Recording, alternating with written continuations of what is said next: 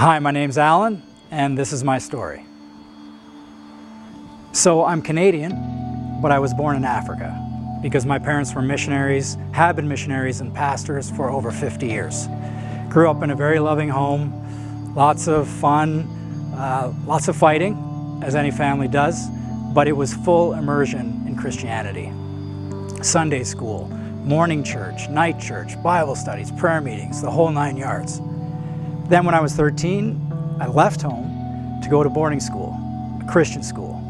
So chapel 6 times a week, Bible class, rules, rules, rules. You could sum up my first 18 years from a faith perspective in just 2 words: Bible bubble.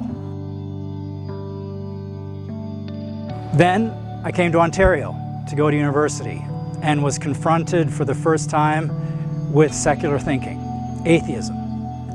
And it was pretty interesting. Parts of it were really compelling, really believable, to the point where I looked back at the bubble, I looked back at the Bible, and wondered if any of it was true.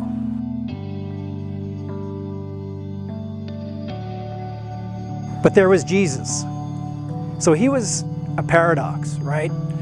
Fully God, fully human, infinite yet finite, a king and a servant with absolute authority, but under authority. He was just baffling to me. Incredibly kind, but brutally honest at the same time. And my favorite one, he partied with sinners, but somehow upheld a higher standard of morality than the religious elite. I don't know how he did that. I don't know how he navigated that. So he just didn't resolve for me. Imagine meeting someone who knows exactly who he is, completely comfortable with himself, can cross any social boundary and engage with anyone, connect immediately, self-confident, and yet just as humble. I mean, I'd love to spend even an hour with somebody like that, someone that interesting, someone that free. And I haven't even talked about the miracles or his message about the kingdom of heaven, which some people call the upside down kingdom.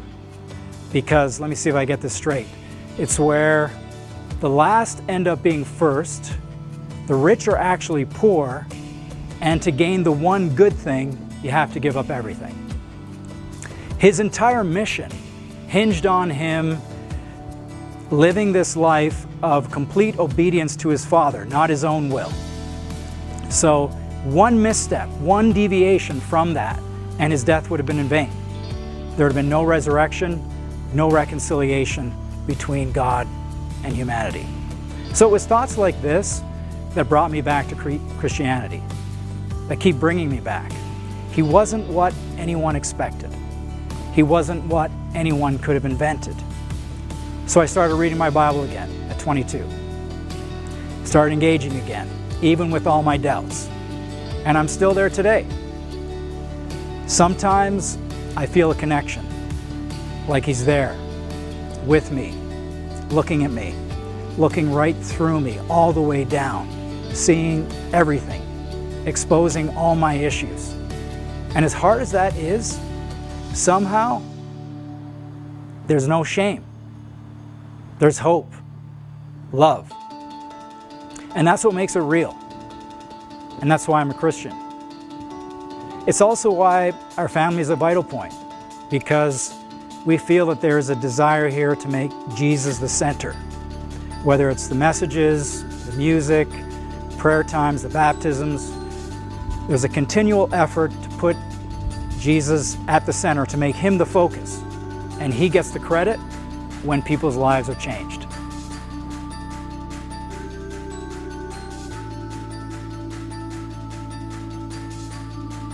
If you're struggling with Christianity, I suggest this. Think of something in your life, an area in your life where you know you're not free. Something that captivates you, that's taken hold. Maybe it's an addiction, money, a desire unfulfilled, an obsession of some kind, rage, whatever it is, think of that. Then ask Jesus to set you free, not just from the thing itself, but from the lie underneath it.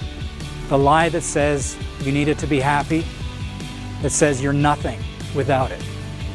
See what happens. See if, as you turn away from it towards Him, He begins to set you free. And when the doubts come, doubt back. My name's Allan, and this is my story.